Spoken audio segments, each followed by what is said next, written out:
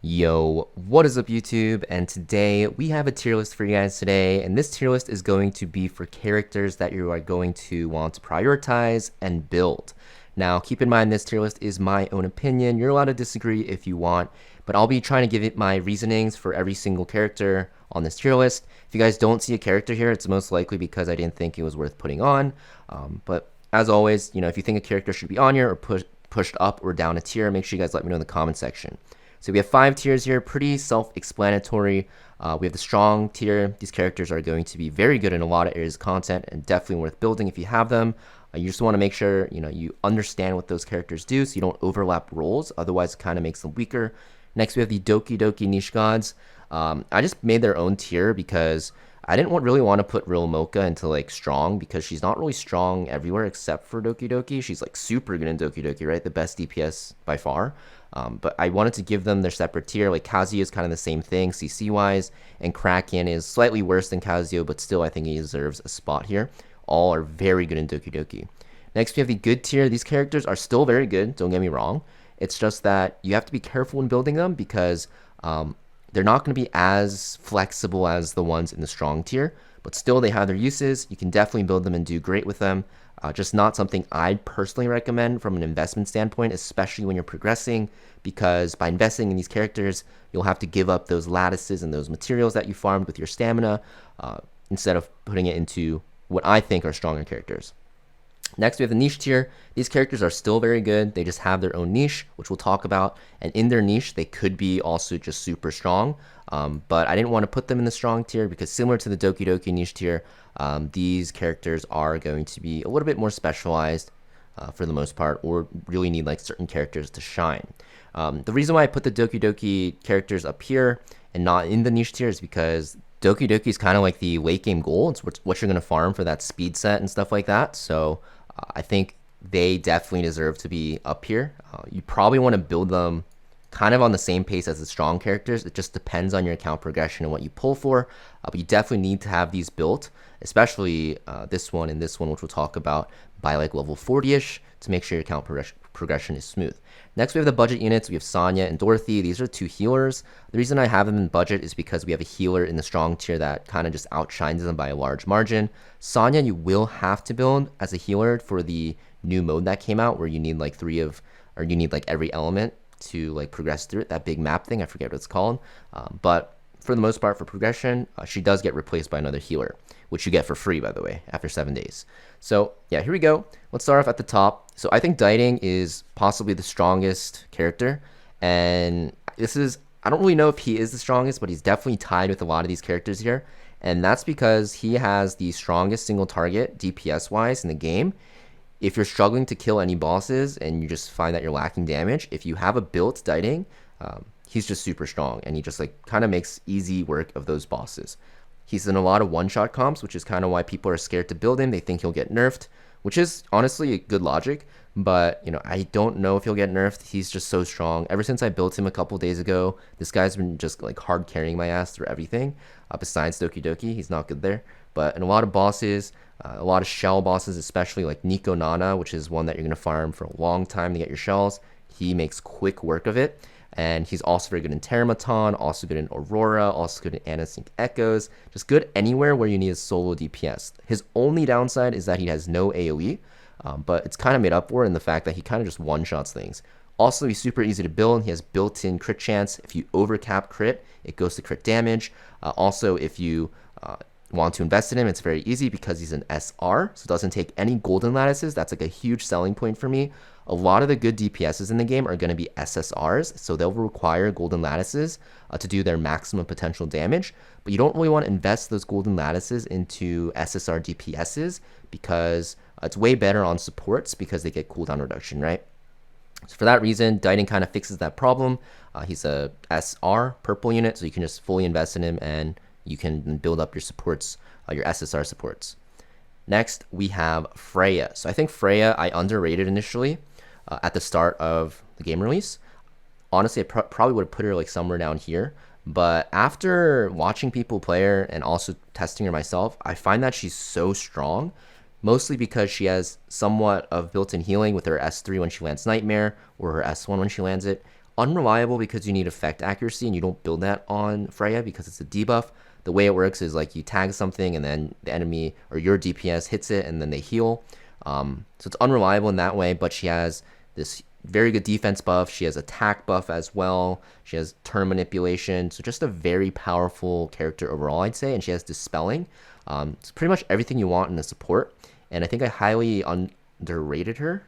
And she's also like really, really freaking good in Doki Doki. Like probably the best support, one of the best supports. So yeah, definitely a good character.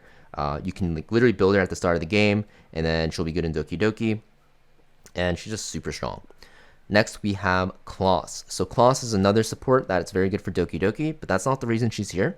She's here because she is everything you want in a debuffer, right? So you have everything you want in a buffer in Freya, and then kind of like everything you want in a debuffer. She has speed down, AoE speed down, AoE defense down. She has AoE turn meter pushback, and she has this hacking mechanic where you're just tagging anything you hit. Anytime you hit something, they have like a stacking debuff, and it just makes them take more and more damage, and it's super strong, especially when it like procs. I think at like 3 stacks would take even more damage. So super strong support. Yeah, just very, very powerful. If you pulled her, you should be happy.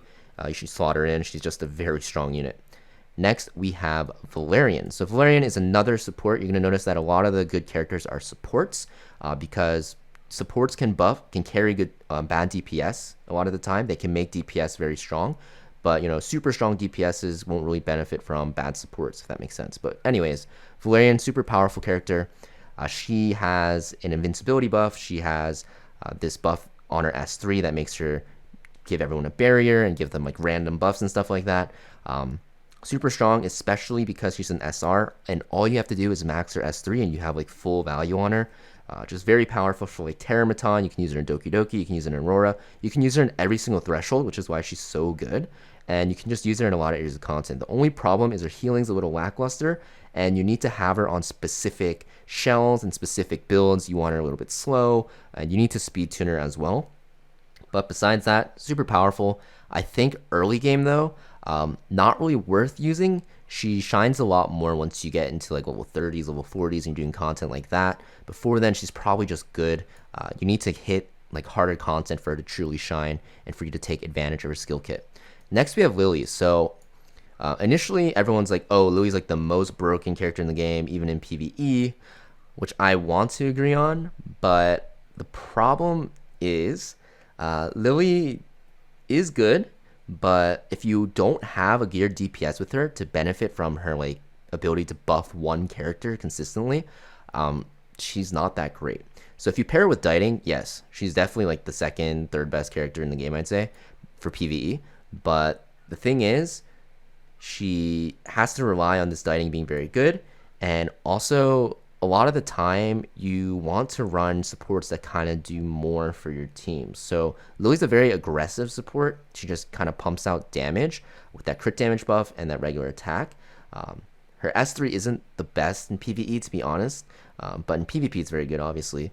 But outside of that damage thing, she doesn't really do much, right? She has a speed buff, which is great. So if you need a speed buff, yes, you can go for her, but you don't need the speed buff, right? Valerian can give you a speed buff. You have a lot of turn meter manipulation in these two, Kloss and Freya. I think while Lily is a very good character, you do need to pair her with a very strong single target damage dealer to make her work.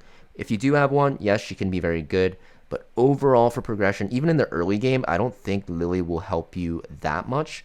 But if you do run her in like specific like one-shot niche comps, especially like Terramaton, then she can be very good. Next, we have Heinrich. I kind of like just talk negative about her. She's really good still, trust me. You can use her in Doki Doki, you can use her in every single threshold.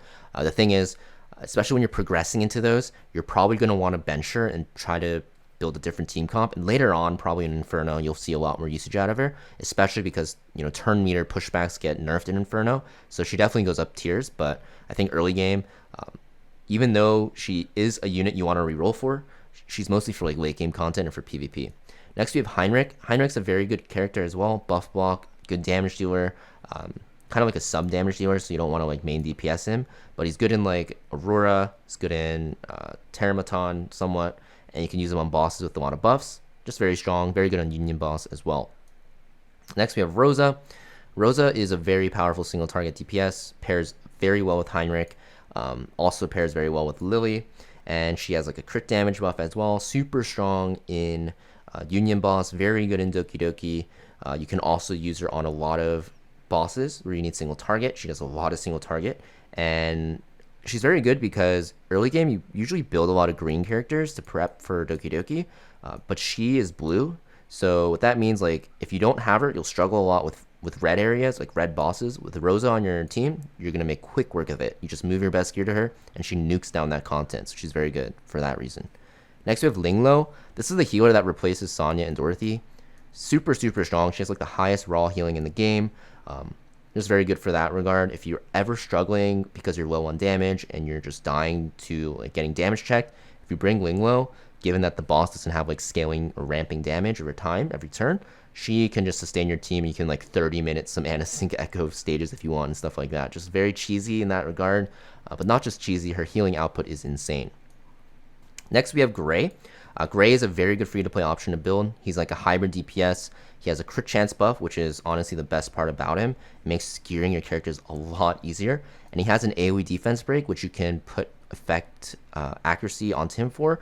Some people like to just go full damage on him. Up to you. It depends on what your team needs. Super solid damage dealer, super solid support unit. He's like a mixed hybrid, and he's very good in Doki Doki, but he's better. He's also good in other areas of content. Alright, Doki Doki Niche Gods, pretty self-explanatory. These guys are super good in Doki Doki. Outside of that, not so great. Rilmocha, everyone says to targeted summon her. I also said that a long time ago.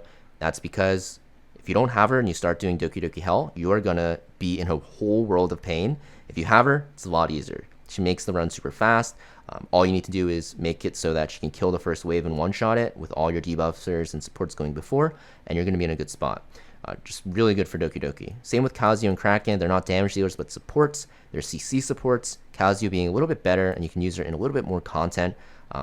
But both very good in Doki Doki. Kazuyo being quite a bit better than Kraken, but Kraken is still very good in Doki Doki. Next, we have the good tier. These characters aren't as universal as the strong tier, but still very powerful nonetheless. So we have Dinah. She's kind of like the red version of Gray, except more debuff oriented with defense breaks. So very good in like what's it called, Terramaton and stuff like that, and like green content. Also good in Aurora.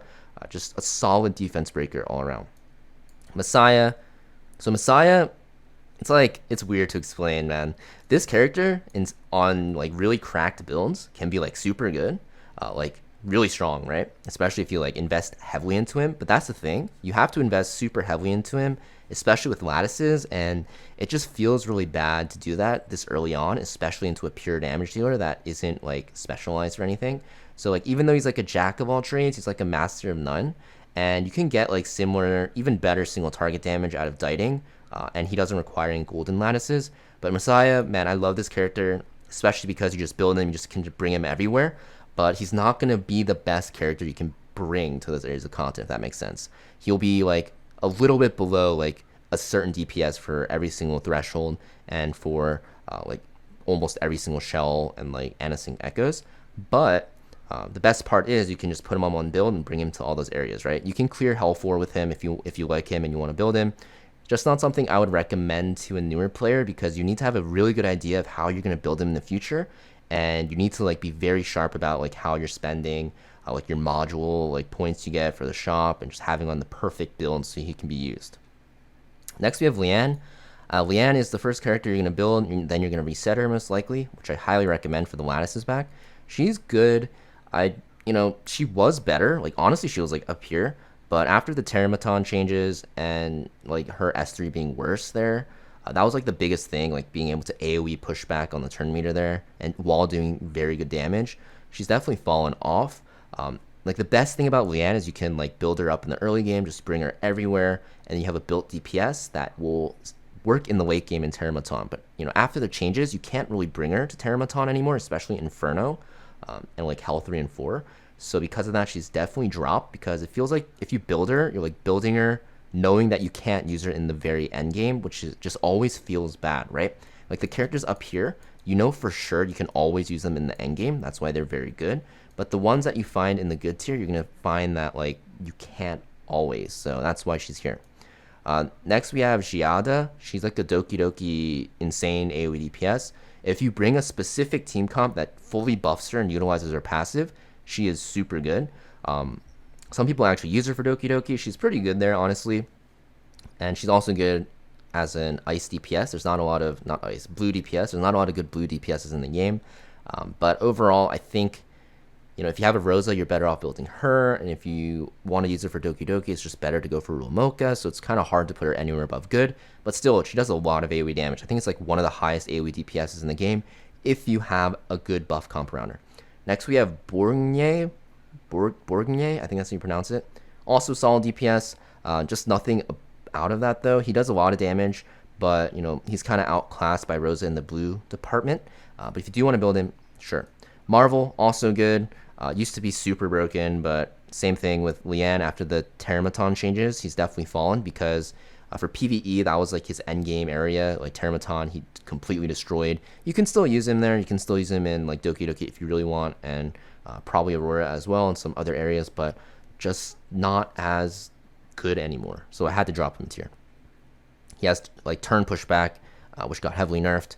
Like, not only does it get prevented in Terramaton by a lot now, but he also got nerfed from the beta, so not as great. Next we have Mia. I think Mia slept on. She's super OP for Terramaton, especially if you need a healer. She's like the only red healer besides red Chiaki, who's also very good for Terramaton, but she works in other areas as well, so that's why I have her here. Yeah, just a very powerful healer, red healer. Chiaki the Echo. So this was hard for me. I wanted to put her in strong AF, but I'm like thinking about it, and you're not gonna really bring her in the late game over like the top tier supports. She's kind of like a budget option. So honestly, like maybe I put her down here, but I'll keep her in good. She's still a good unit. I think she has that turn cycling for her. She has dispelling and she has an attack buff. You could argue that she's strong, but I'm gonna keep her in good because I think like once you build like some of the SSR supports, like green supports like Freya, who has an attack buff, you're never really gonna ever bring Chiaki. Mio, okay, so Mio is a very weird one. So Mio is very good if you fully invest into her S2 and S3. So I know that sounds really weird because why would you do that on an SSR like CC bot? The thing is, like, she's really, really good in PvP right now, so that's why like people invested into her. And then after they invested into her for PvP, that's when they start using her in PvE. So for example, Doki Doki, without any investment into her S2 and S3, she's like pretty dog water. But after you invest into her, she is very, very good. Like a little bit below Kazuyo, I'd say, but almost on the same level for CCing because her S2 like AoE freeze is very strong because it can't get woken up, and it's on a 3-turn cooldown if you max it out. So there's like not only just like Doki Doki, there's other areas of content where she's good. Anywhere with like a large number of mobs that can be frozen, she's going to be super powerful, especially if you you know, invested into her skills because you plan to use her for PvP. If you don't want to invest into her, I would just say bench her for now until later on once you decide to build her for PvP. Then you can decide if you want to use her in some PvE teams, but if not, you know, it's up to you. I think I should put her in the niche tier, to be honest, because like it's niche depending on if you want to build her or not. And even then, you can't bring her everywhere. That's why it's not really recommended to build her first. Helkid, good support. He has that AoE shield, scales off his attack. He doesn't really do that much damage though, so don't get fooled. He has immunity on that shield, which is super broken for some boss fights. And he has AoE attack down, which is very good. And he has like an S1 chance to stun, but that doesn't really matter because you don't put him on effect accuracy. But still a very solid character. I like to use him. I used to like to use him in Terramaton, but he's just way too slow in Terramaton. So you have to win that fight fast. So he's not as good anymore, especially in the harder stages. But if you're looking for a good support that can like shield your team and like make you immune to stuns, this can be very good for like Nico Nana if you're trying to clear it fast because he stops you from getting stunned. Then he can be used there. The only problem, he has like no sustain outside of his shield, and his S3 cooldown is super long until you like max it out, but you'll never like max his character because yeah, there's just other characters you want to use your lattices on. Next we have the niche tier. We'll just go through these very fast because the video is getting long and where you want to use them. Beyonton, very good in Terramaton, especially for one-shot teams. You're going to use her with Kloss and Diting and Lily, and you just one-shot and ignore the arms. Usually you kill the attacking arm and then kill the boss, right? With Beyonton, Kloss, and Diting, you just nuke the boss. And it's a very viable strategy. It actually makes it easier if you have these characters because you don't have to worry about anything else. And it's a lot easier to auto. There's no RNG with like Diting's Mark, his S2 Mark. So that's why she's in the niche tier. She's also good in Nico Nana one-shots. Any like area of content you're speedrunning, this is like literally the team comp. You go Diting, Kloss, Beyontin, because they have everything, right? She has attack and crit damage buff, and then Kloss has the speed down and also the what's it called, AoE defense break, so your Diting can actually lap and then one-shot the boss, right? So very powerful combo. She also has a revive, which is very good. Just kind of weird on auto. She's pretty bad on auto with her S2, but you know, when you're speedrunning and everything's tuned, she's very good. And yeah, just a very powerful, very offensive support buffer. Chiaki, gonna be used in Terramaton and as your red healer on the one mode where you're on the map and you have separate teams. Very good there. Outside of that, just not that great. If you need like a red healer, sure, she's like a budget version of Mia. Decent. Her healing output's insane. Lilith, pretty good for CC. You can use her in Doki Doki. Not really recommended though, so I put her here. Same with Tiamat. Kind of like a ice damage dealer. Not really heavy damage though. She's kind of like a solo tanky damage dealer. You can use her in Doki Doki. I've seen people use her in Hell 4, but not recommended because she needs like sets from Aurora, and then she's very late game oriented. Rahu, kind of the similar boat as Tiamat, kind of like a tanky bruiser. Like you can use him in content as a green DPS, but you have Rilmocha, so why would you? So yeah, Mia we just talked about. Tsukiyomi, you can use her in Doki Doki. She's okay. She's very good in like pusher, but I wouldn't recommend it. What I mean by pusher is like turn meter pusher. Kind of works similarly to Beyontin, but I think she's more for PvP. Kloss, literally used for Union Boss, the god of Union Boss, the god of Terramaton one-shots, and pairs super nicely with Diting. Basically what you do is you just one-shot stuff with Diting, Kloss, and Beyontin, and you're good to go. So that's why he's here. Outside of that, not really worth your investment unless you're planning to one-shot Terramaton. Next, we have the dot comp. So they got recently nerfed, right? In Aurora, they don't work anymore. They're still one of the best comps, probably the best comp outside of like this one-shot comp for Terramaton. And because you just stack dots, debuffs on the boss, and you just one-shot it. That's pretty much how it works. They can be used in a lot of Anasync Echoes as well, and pretty decent. And a lot of like shell bosses that are good too, but not really worth your investment, especially because they got shadow nerfed. I have a video on that if you want to check that out. And they do require heavy investment. Sanya needs maxed S1, which is pretty sad.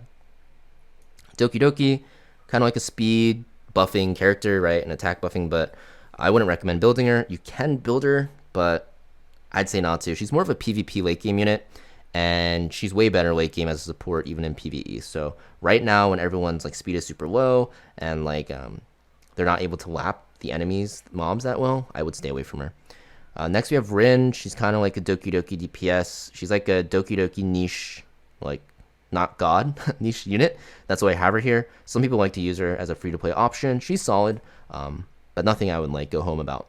So yeah, that is the tier list that I have for you guys today for what characters you should build. I tried to talk in depth about every single character that I could.